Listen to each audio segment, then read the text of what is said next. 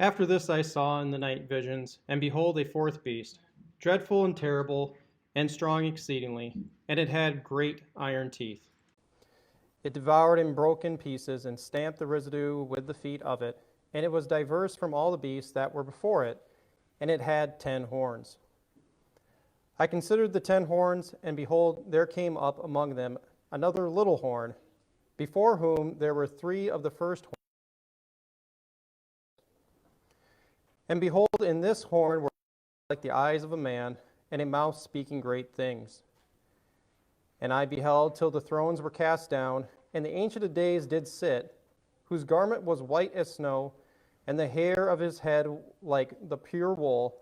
His throne was like the fiery flame, and his wheels as burning fire. A fiery stream issued, ministered unto him. 1,000 stood before him. The judgment was set, and the books were opened. I beheld then, because of the voice of the great words which the horn spoke, I beheld even till the beast was slain, and his body destroyed, and given to the burning flame. As concerning the rest of the beasts, they had their dominion taken away, yet their lives were prolonged for a season and a time.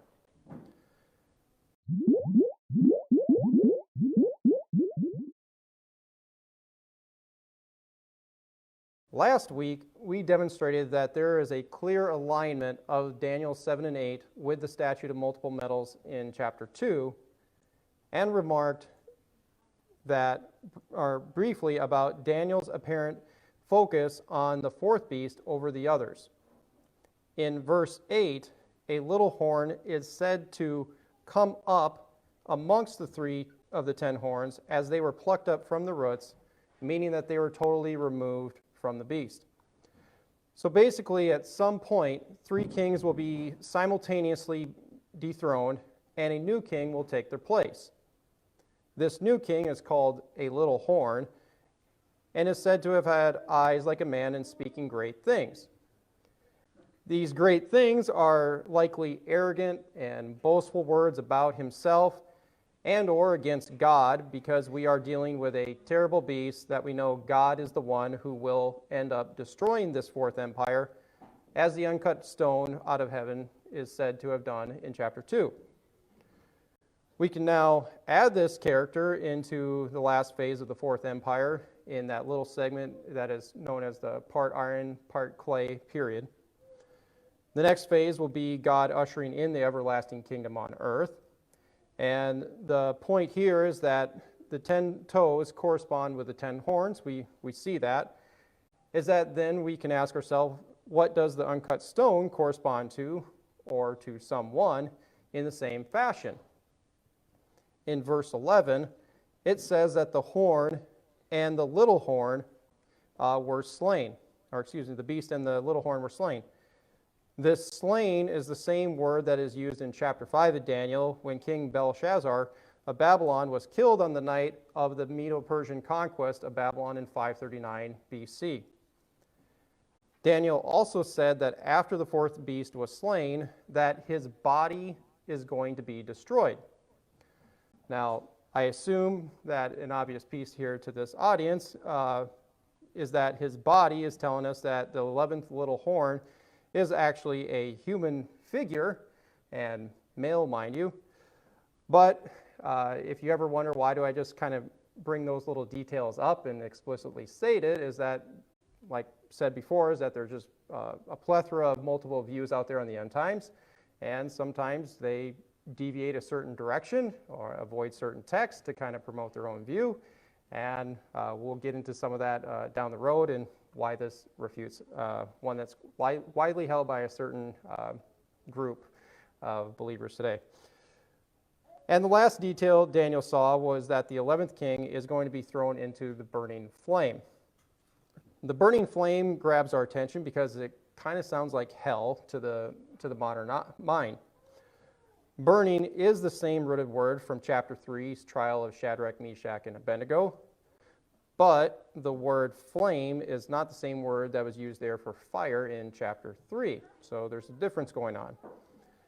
This flame is connected to something supernatural, as the word Aish is used later in chapter 10 of the glorious man, and was also the word used for Sodom and destruction's brimstone that came out of heaven, and also with Moses' burning bush scene, with the angel of the Lord is in the midst of it. All of these three involve the Lord, and I would personally say that all three of them were Jesus involved in the scene. But with this eschatological scene, the best equivalent to it in the Old Testament can be found in Isaiah 66. There it says, "For behold, the Lord will come with fire, and with his chariots like a whirlwind, to render his anger with fury, and his rebuke with flames of fire. For by fire and by his sword will the Lord plead with all flesh, and the slain of the Lord shall be many. And they shall go forth and look upon the carcasses of the men that have transgressed against me, for their worm shall not die, neither shall their fire be quenched, and they shall be an abhorrent unto all flesh." You can see the connection here with Daniel 11 with the everlasting flame language and the slain of that will be done by the Lord.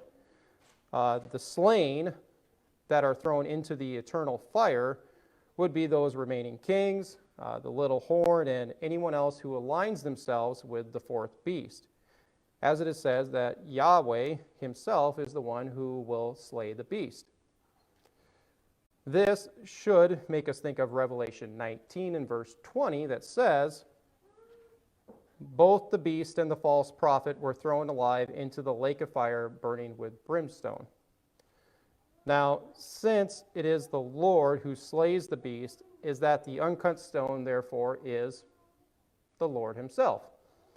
I'm sure you're probably already making those little connections in your head as I continue to go through this and visually demonstrate it. But if you're ever kind of going through any book study, is that this is kind of how you build textually and connect those dots together. Now, with the fourth beast destroyed, is that verse 12 says that the other three beasts had their dominion taken away, but their lives were prolonged. Now, the wording here can initially come off as if they kind of continued on after the fourth beast. When we went through Mr. Irvin's view last year, he would see this as a chronological next point in history, where verse 11 was fourth beast destroyed, then comes verse 12, and these guys continued on. However, what Daniel is actually doing here is going back and informing the reader as to what happened to them. Because when we went through verses 4 through 6, they never spoke about what actually happened to those guys. It just said they're like a lion with wings, a bear, and a leopard, and then moved on to the fourth beast. An interesting note here is that the fourth beast is destroyed by God, whereas the other one said they had their dominion taken away from them.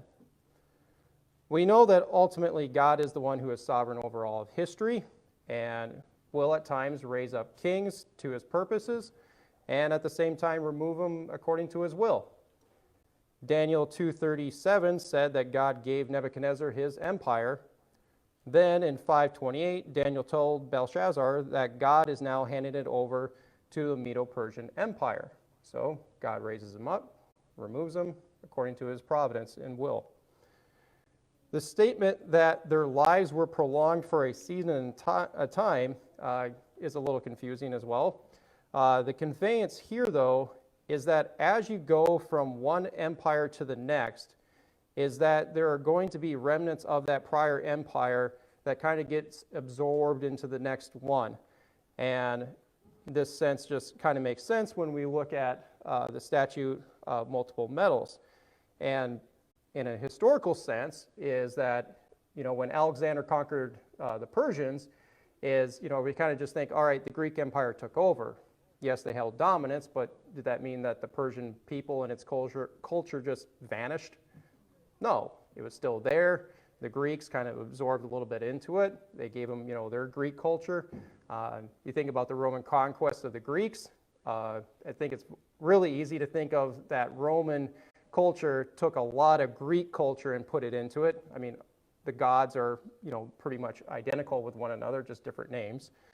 And this viewpoint does harmonize, as I said, with the statute of multiple metals, because as you look at the statute, and you read in chapter 2, did it say like the part of gold fell off or the part of silver? No. It said it wasn't until the very end with the uncut stone that was smashing it that ultimately the entire statute was destroyed and fell to pieces. So in some ways, it still stays intact. This helps us to understand the beast in Revelation 13:2 when we get there as having part leopard, bear, and lion features in it.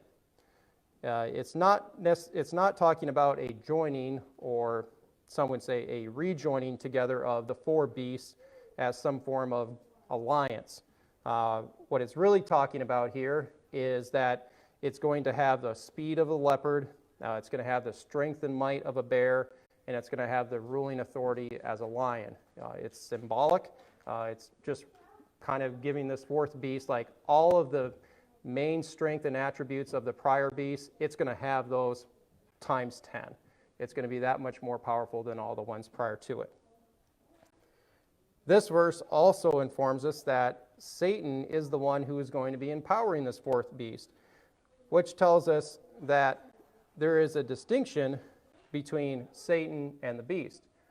Sometimes when we talk about the Antichrist, we might blur the lines between Satan and that figure, but there is a distinction between the two. We'll see that the phrase the beast actually gets used kind of interchangeably. John in Revelation won't say the fourth beast, where Daniel will kind of refer it that way. He'll say the beast as referring to the whole empire, and then at times refer to the beast, which narrows down to a single figure. And we see that in an example here in verse 5, where he's talking about speaking proud words and blasphemies. This would easily connect back to what we just saw in 7:8. So we see that between the little horn in Daniel's vision and the beast that's in John's vision is that these two are now linked together. We're seeing the same things being conducted by both. Now in verses 9 and 10, Daniel sees multiple thrones being casted down, as worded in the KJV. A clearer wording of this would be that they were set up or put in place. Basically, court is now in session, and the throne, or thrones in this case, are being put in forward, and we see the Ancient of Days comes to sit. We know that there is at least two thrones, because there is a plural going on here, and this should kind of get our mind back to Revelation 4 and 5, where we see both God and the Lamb in the scene being worshipped. When we covered those, is that I said that the descriptors would remind the reader of other Old Testament prophecies having or prophets having similar experience as John did. I kind of think that most of us have probably read Isaiah 6. Probably know that one well. Isaiah goes up, he sees the Lord sitting, and then he gets a coal put on his tongue, a man of unclean lips. Ezekiel's vision is pretty peculiar when he sees, God's throne and the cherubim and all that's going on in chapter 1 and 2. And then we got Daniel's here. But anybody ever know of Micaiah's that well? Vision of heaven? Probably not. The interesting thing with this one is that there's actually dialogue going on in heaven. Sometimes we get a little glimpse of heaven, but in this one there's actually discussion going on, and it's about how to handle King Ahab of northern Israel. And so I just want to take a look at this one here. 1 Kings 22:19. And Micaiah said, Everyone hear, therefore, the word of the Lord. I saw the Lord sitting on his throne, and all the host of heaven standing by him on his right hand and on his left. And the Lord said, Who shall persuade Ahab that he may go up and fall at Ramoth Gilead? And one said on this matter, and another said on that matter. And there came forth a spirit, and stood before the Lord, and said, I will persuade him. And the Lord said unto him, How? And he said, I will go forth, and I will be a lying false spirit in the mouth of all his prophets. And the Lord said, that'll work. Go forth and do so. The interesting thing here is that God is involving heavenly beings in the decision-making process on how to handle Ahab. It probably sounds weird, and every first time I read through this, and there's a version of it in 1 Chronicles, it's kind of like, what? And this is the end of the scene. It doesn't go on anymore. But there's actually a little glimpse of this in Daniel 4 with Nebuchadnezzar's madness and where he's being judged from heaven. There, Nebuchadnezzar said that he saw in his dream a watcher come down from heaven and announce that this decision is the decree of the watchers, the verdict declared by the holy ones, so that the living will know that the Most High rules over the kingdom of mankind and gives it to whom he wishes, setting over it the lowliest of men. And then Daniel confirms Nebuchadnezzar's dream later on that this watcher's, or i.e. heavenly being, decree is about to be enacted, and where he goes, crazy and acts like a beast for a period of 7 times. Later in verse 24, though, it says that God made this decree. So, which is it? It's both, but ultimately God has and does give final approval, like we saw in Micaiah's vision. They might get to string up some ideas, but ultimately God's in charge and says, all right, go with it. Another interesting occurrence of this is of this great assembly of heavenly beings like 1 Kings and Daniel 7 is found in Deuteronomy 33:2, where Moses said that a myriad of angels came with Yahweh when he gave Moses the law on Sinai. This actually gets reiterated in the New Testament by Paul in Galatians 3:19 and by Stephen in Acts 7:53. I think most of us have probably seen the Ten Commandments, Charlton Heston version. And, most of the time it's just, go up the mountain and kind of a supernatural scene of, cutting out of the 10 Commandments, stone tablets, and that's about it. You go back into the Torah and you read through it, it's like there's a lot more going on in this scene than, what was in the 70s version of that. But I think that's kind of the more traditional mindset as what we think of what went down on Sinai. I know that probably all of this can sound a little odd, but let me remind you of something really funky. Paul said that one day we, human believers, are going to judge angels. Try to dwell on that fact for a little while and not think, what?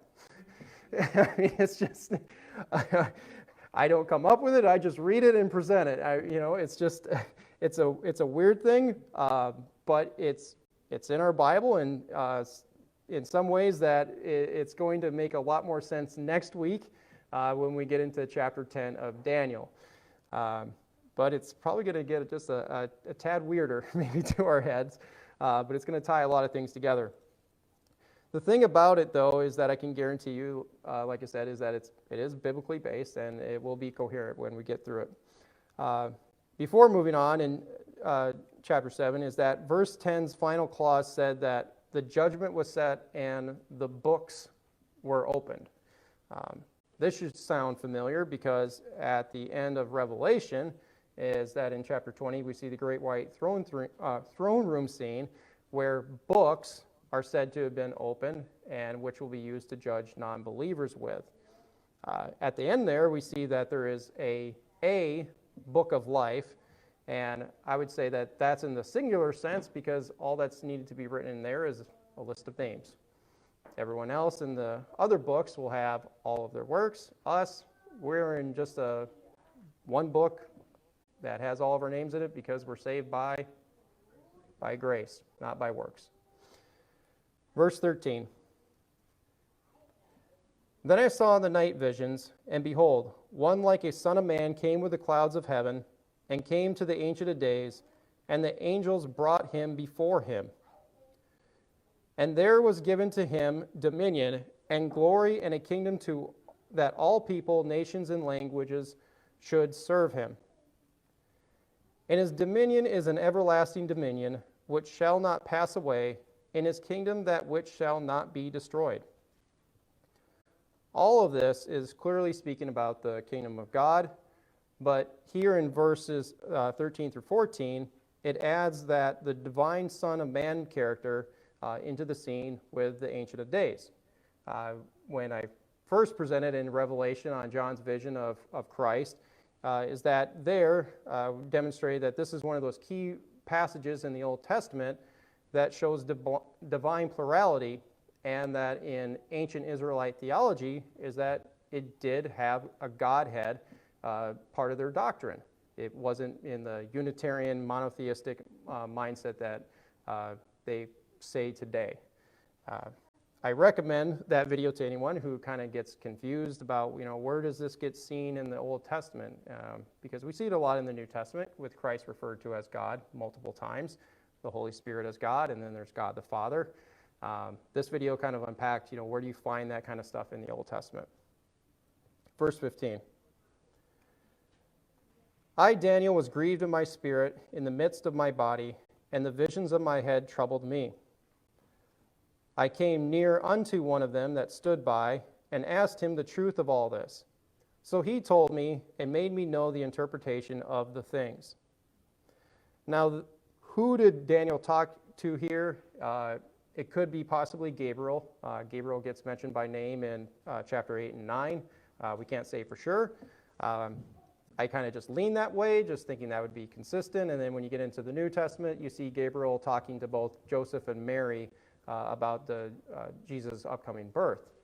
So it seems like he has a special role with God as his main messenger to people at times. These great beasts, which are four kings, which shall arise out of the earth. But the saints of the Most High shall receive the kingdom and possess the kingdom forever, even forever and ever. Now, without question, this is obviously about God's kingdom, but the word saints pops up at us here.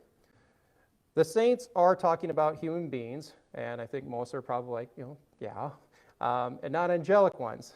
I just bring that up because the same word was used for watchers in chapter 4. And so at times you can have angelic beings referred to as saints, and at the same time, more often in the Bible, you have human believers referred to as saints. So the way to understand what is a saint is someone who is loyal to God and stays with him and doesn't veer off. Just a little point on that would be, sometimes you might hear in the news about the Roman Catholic Church giving somebody sainthood. That is something totally different. There's not a special subgroup of believers that are considered saints and then some are not. If you're a believer and loyal to God, you're a saint in his book. Later in history, in translation history, is that this word gets translated into hagioi in the Greek Old Testament, and is the primary word used in the New Testament for saints, namely for human believers, but again, there are examples in the New Testament where it is used of angels as well. Verse 19. Then I would know the true meaning of the fourth beast, which was diverse from all the others, exceedingly dreadful, whose teeth were of iron, and his nails of brass, which devoured, broke in pieces, and stamped the residue with his feet. We commented last week that the iron teeth was the main connector with the fourth metal empire, but why add the nails of brass description that would then kind of mentally think, well, is that about the third empire then? No, because I think that this is just another way of depicting how the three prior empires were said to have had their lives prolonged, and like in Revelation 13, that were described the fourth beast with leopard, lion, and bear attributes, is just, it still shows that it's all kind of getting sucked into the last one. Verse 20. And of the 10 horns that were in his head, and of the other which came up, and before whom 3 fell, even of that horn that had eyes and a mouth that spoke very great things, whose look was more stout than his fellows. Now we see Daniel kind of narrowing his focus onto the 11th little king here, that replaces 3 of the original 10. The 11th horn is said to be more stout, meaning that he has a more imposing, ruthless nature to him than all the other ones. They are still connected to the 4th beast, even including the 11th horn. But one way to look at the 11th king here is that somehow, for however bad the first 10 are, this guy is just going to, make them look like playful puppies. Verse 21. I beheld, and the same horn made war with the saints, and prevailed against them, until the Ancient of Days came, and judgment was given on behalf of the saints of the Most High. And the time came that the saints should possess the kingdom.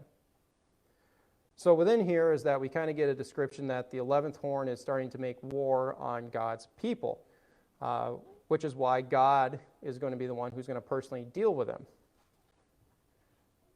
Thus he said, the 4th beast shall be the 4th kingdom upon the earth, which shall be diverse from all kingdoms, and shall devour the whole earth, and shall tread it down, and break it in pieces. And the 10 horns out of this kingdom are 10 kings that shall arise. And another 11th king shall arise after them, and he shall be diverse from the first, and he shall subdue 3 kings. The last part about subduing 3 kings is probably like a little intriguing, because you're like, well, what does that exactly mean? The Aramaic word here for subdue is shafal, and it occurs 4 times in Daniel. Collectively, looking at these examples, is that we see that it deals more with somebody losing their power, and not necessarily like somebody is taking them out by assassinating them or something like that. So the 11th king's rise in power is done by overtaking or knocking out 3 of these 10 kings. How exactly? We are not told exactly how, but he just does it. This detail is not actually brought up in Revelation 10. We clearly saw that there is a connection between the 10 horns of Daniel 7 and the 10 horns that get named in Revelation over and over. But that detail about the 11th king knocking out 3, that's not brought up. But one that when we get back into Revelation is that we need to incorporate in.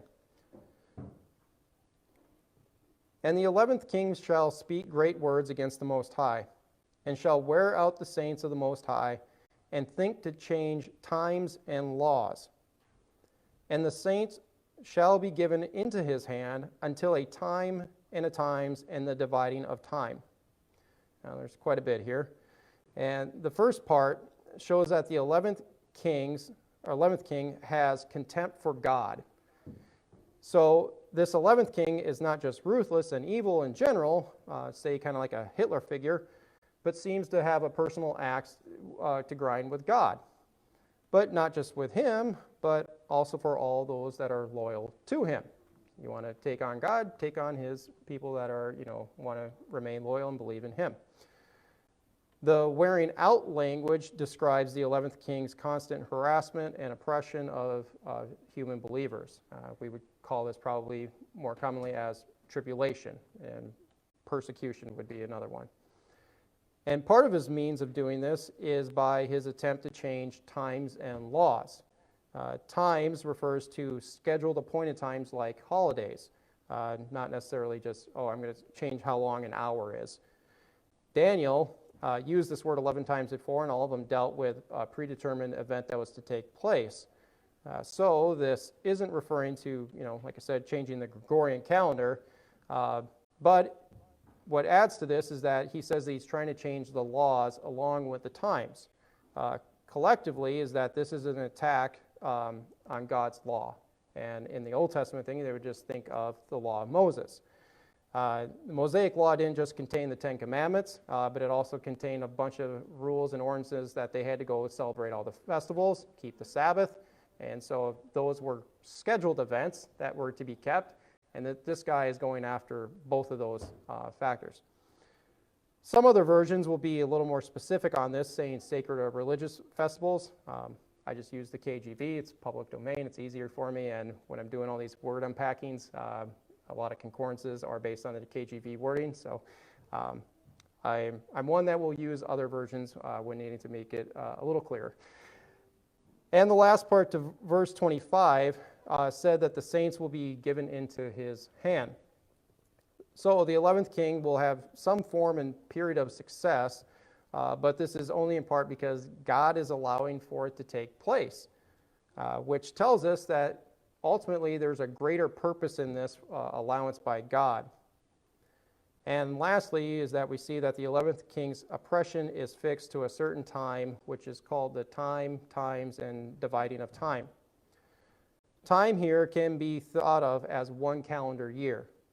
This is the same word that I said was used with Nebuchadnezzar's madness. There it's kind of open to potentially be a full 7 years, or maybe a 7 or 3.5 year period. Babylonian calendar kind of had 2 seasons, kind of like us Alaskans. We got winter, and then we got this short thing called spring, in June to whatever, June 15th. So the big difference here is that the fact that this one is used 3 times in a row in Daniel 7. And the best way to interpret it is with the idea of 1 full calendar year. So the first time would be 1 year. Times is 2 years because it's a plural, but grammatically, and I think Josh would nod his head on this is kind of known as a dual in Hebrew, and it causes a doubling effect. And the dividing of time, cut a year in half, you get a half a year. And so we have a 3.5 year oppression period that's going on by the 11th king. This is confirmed later in Daniel 12:7, where we see the times, and half a time used again but in verse 11, it qualifies it by saying that this period is 1,290 days. And when you do the math, you get 3.5 years. This is important as we get back into Revelation, is that this is brought up again in Revelation 12:14, and back in, I think it's in chapter 11, but later in 13 and others, is that it qualifies that one too by saying 1,260 days, or it might say 42 months. So it's determinate within the text. So we can add this onto our chart if we just want to keep seeing this build in our head. Verse 26. But the judgment shall sit, and they shall take away his dominion, to consume and to destroy it unto the end. And the kingdom and the dominion and the greatness of the kingdom under the whole heaven shall be given to the people of the saints of the Most High, whose kingdom is an everlasting kingdom, and all dominions shall serve and obey him. A possibly confusing line here is the one about saying, be given to the people of the saints of the Most High. This kind of probably sounds like a special subgroup of the saints that get to have the kingdom. However, is that, back in verse 18, it clearly says all saints are getting into the kingdom. Some of the saints just only get in, and the rest get left out. That's not. So a better wording that I like is how the Berean Study Bible has it, by saying, will be given to the people, comma, the saints of the Most High. And so that last part describes that we are talking about people here, and not necessarily just angelic beings or something. And Daniel closes out the chapter saying, this is the end of the matter. As for me, Daniel, my thoughts terrified me, and my countenance changed in me, but I kept the matter in my heart. Although Daniel got to see heaven, God, and then eventually the whole plan of God for the rest of history, and with his ushering into the kingdom, is that the fourth beast just spooked him. It just terrified him to his core, and that he didn't even want to share it with anybody else. And even for us, it probably can be a tough pill to swallow. A chapter's like, whoa, this isn't just too much of the feel-good sermon on Sunday. But, even though we can look at this ruthless, evil person that will come eventually on the scene, is that his time is ultimately capped by God. And believers will be vindicated by God himself, by Jesus, at the end of days. And so next week is Daniel 10. And as you can see within here, if you can read that, is that there's a link there with the Tower of Babel. What exactly is that relationship between those two chapters? I think will be kind of intriguing for most, probably a lot of new. I've never noticed that before in the Old Testament, but I can guarantee you that it is biblically based, and it will add to what some will call like the meta-narrative, the big picture of God's plan from the beginning of the Bible to the end, kind of that how do we get back to Eden vision. Reminder, hit the subscribe button below, turn on the notification bell, hit the like button, and leave a comment. And don't forget to visit us at justscripture.org. And in the meantime, stay salty.